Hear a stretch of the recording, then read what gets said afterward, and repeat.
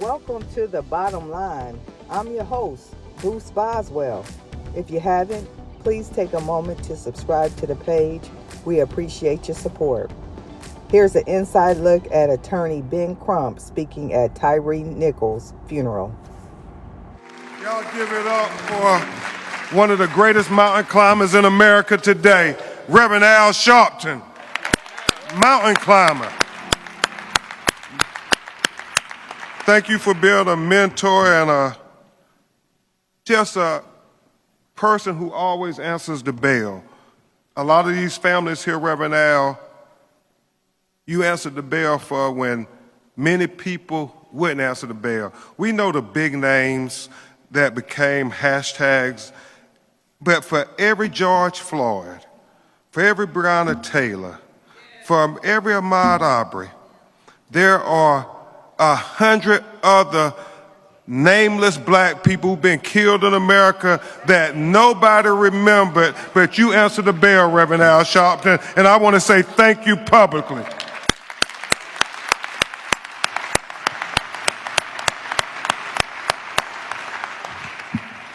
To Pastor Turner, thank you for allowing us in your cathedral. To all the other clergy, to Mayor Keisha Lance Bottom, we thank you for coming.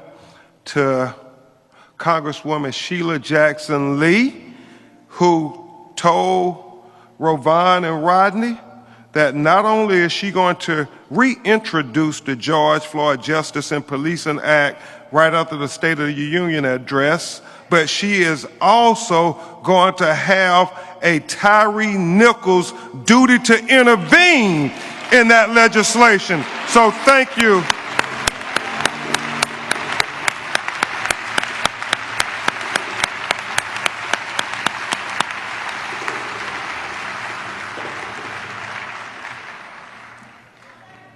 So, Congressman Steve School, we thank you for your great leadership here in Memphis, Tennessee. And certainly to Mitch Landry.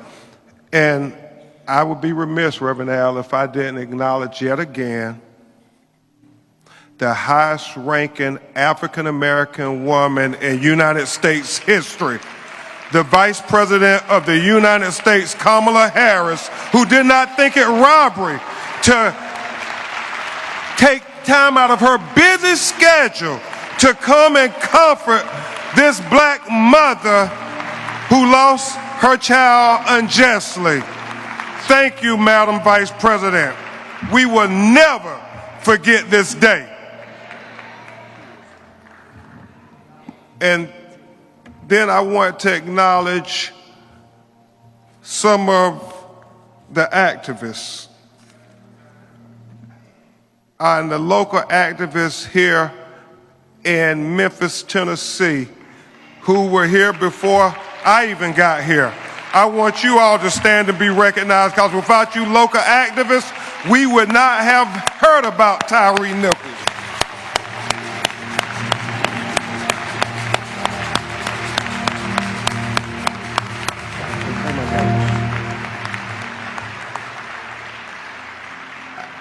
I had the activists' names written down, and I will thank them in my conversation if you hand that to Reverend Al. And I want to thank some of the national activists who didn't think it robbery to come. I know Tamika Mallory and my son, and also, thank you, Reverend Al. We got Casio Montez.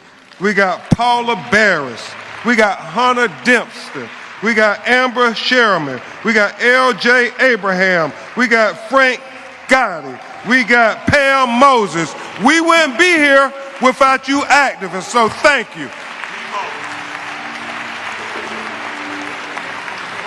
We would not be here.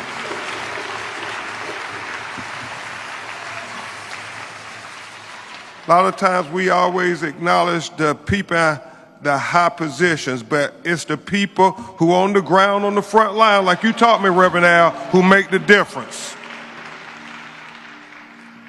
So let me, as constrained as I can, give the call to action.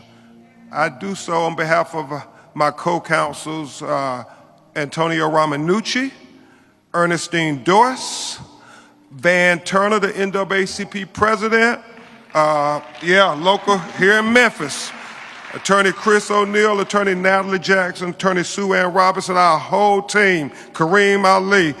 We are all in this together fighting for justice for you, Marvin, for you, Mr. Rodney, fighting for justice. And so when we do the call to action, it really is a plea for justice. It is a plea for Tyre Nichols, the son. It is a plea for justice for Tyre Nichols, the brother. It is a plea for justice for Tyre Nichols, the father. But most of all, it is a plea for justice for Tyre Nichols, the human being. The human being.